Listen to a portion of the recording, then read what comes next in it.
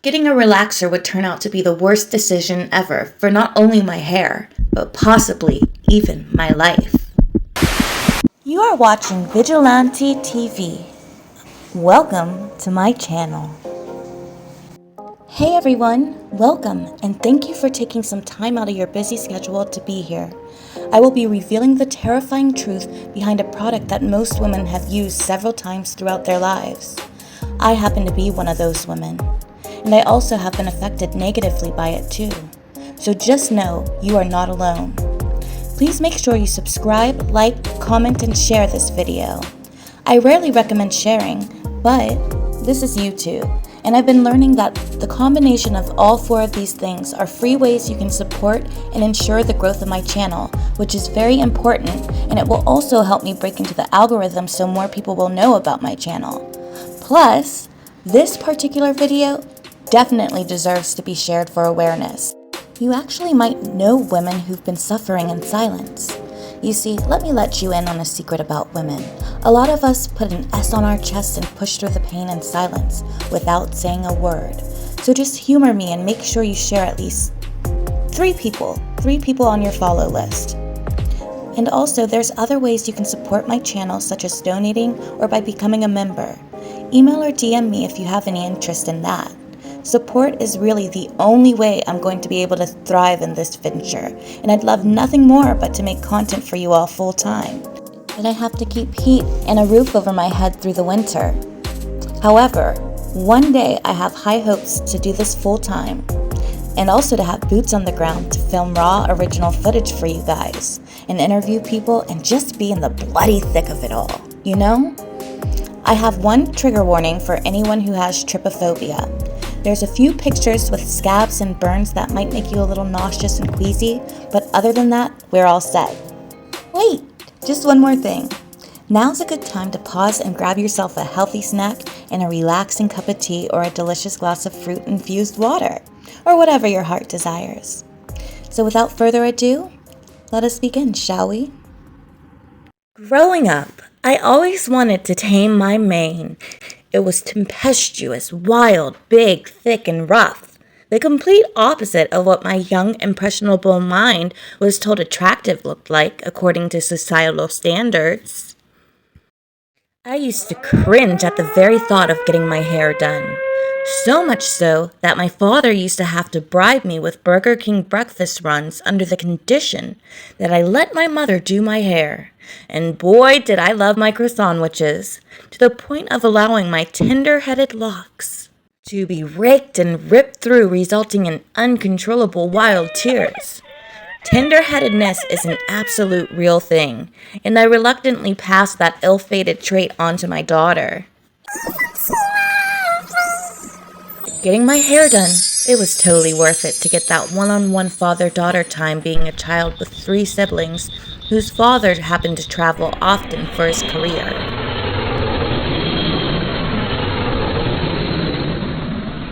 However, I would see how easy my older sister's hair was to manage and how her silky smooth tresses would swish and swoosh as she moved.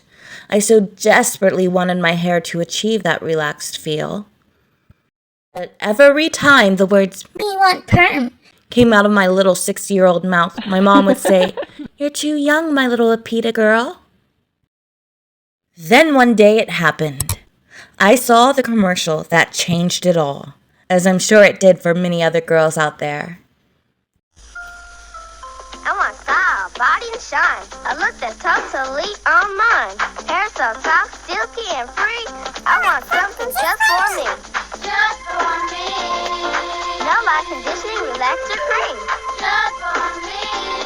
For combing and styling that's worry-free. K-U-S-T-F-R-M-E.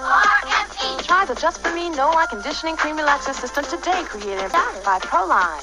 Available at Revco. Wow, talk about a blast from the past. Ironically for me, when this commercial came out, I was just about to start going to school, meaning I would have to have my hair done every day on the regular.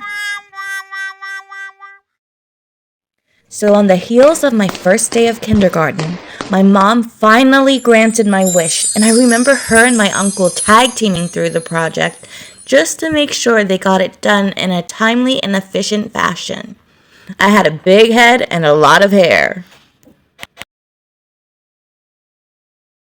I felt like I had arrived, and nobody could tell me nothing that day, swishing my hair to the right and to the left in a dramatic runway fashion, running my fingers through my new lustrous locks.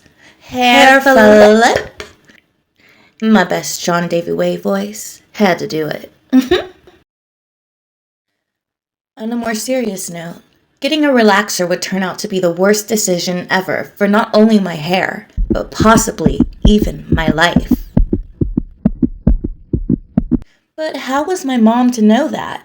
The product is literally sold for the public, meaning it was supposed to be safe for the consumer, right? Wrong. Our mothers would have never exposed us to this danger if they would have known better. But they didn't know. And that's a huge problem I have with the way our country is ran and the plethora of secrets they keep hidden away from the masses, all in the name of money. The root of all evil. Screw what it does to the consumer. We've seen this done far too many times in this country. From doctors overprescribing addictive medications, to laborers using hazardous materials to cut overhead expenses, to creating man-made illnesses to, well, I digress. But chemical relaxers are now to be added to that list. Dark and Lovely, Just For Me, Kids Organics. These are just a few of the popular relaxer brands you may remember from childhood.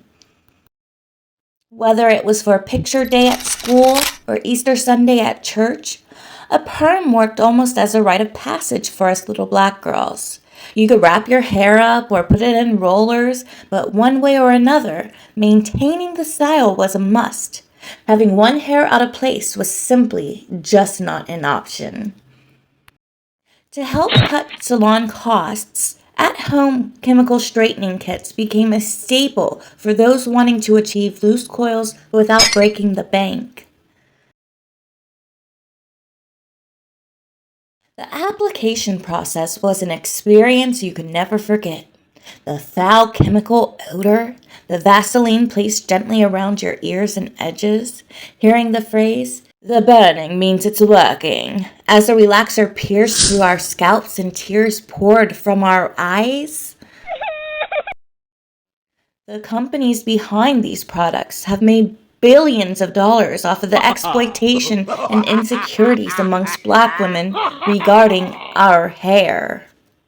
Our minds have been scorched with the notion that our hair is ugly, which couldn't be further from the truth. European standards of beauty have influenced this black hair stigma, and it's simply wrong. And oftentimes, black women are heavily discriminated against just because of our hair. Sometimes it's even by the men in our own race.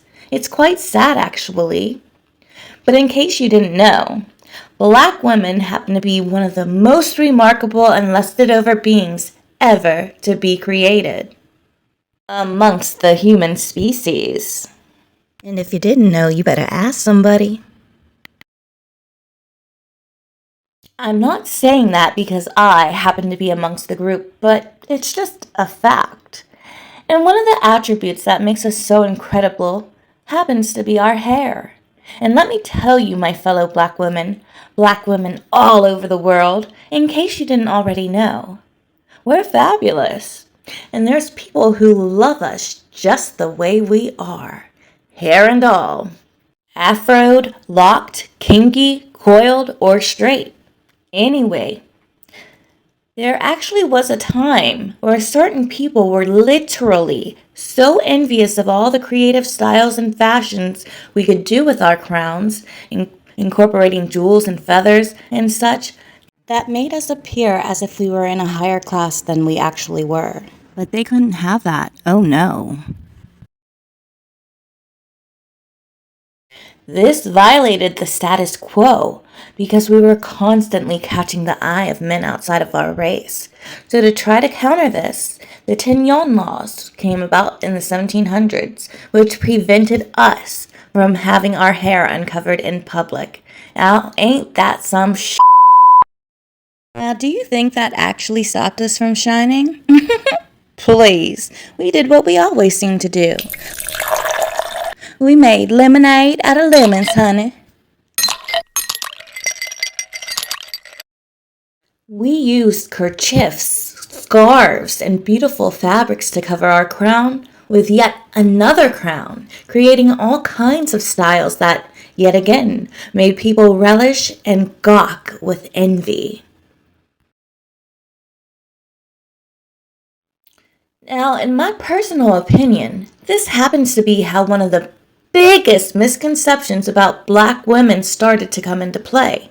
Well, aside from the media spinning a web of false preconceived notions of black women being the strong, loud, angry, black mammy types, along with all kinds of other negative stigmas, that people still, to this very day, associate with black women like we are all the same. As if. Now, the misconception in which I'm personally talking about is resilience. Just because we seem to bounce back and have been taught to keep a pretty little game face doesn't mean we don't bleed.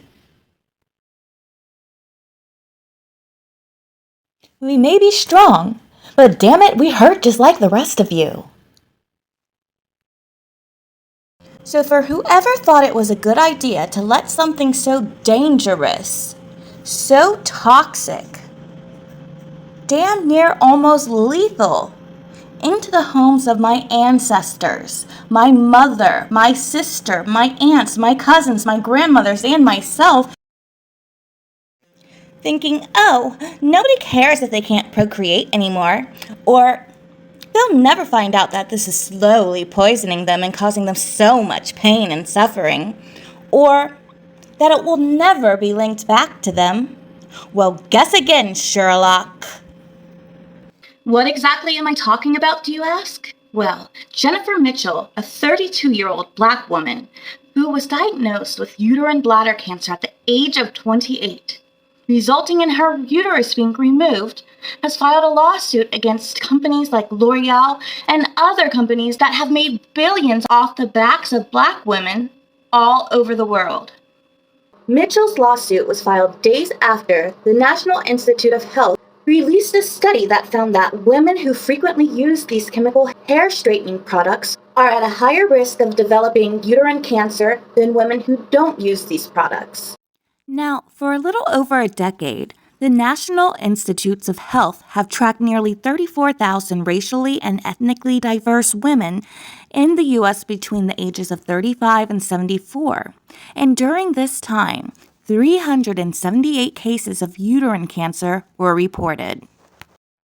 The researchers found that women who reported frequent use of hair straightening products, defined as more than 4 times in the previous year, were more than twice as likely to go on to develop uterine cancer compared to those who did not use the products.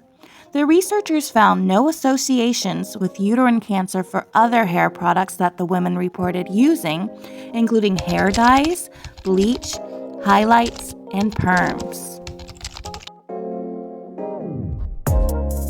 This seems like a good spot to conclude part 1. You can either continue immediately to part 2 or take a few minutes to stretch your legs, take a bathroom break, or replenish your snacks. I'll see you at part 2. The link is in my description box and comment section. Ciao for now.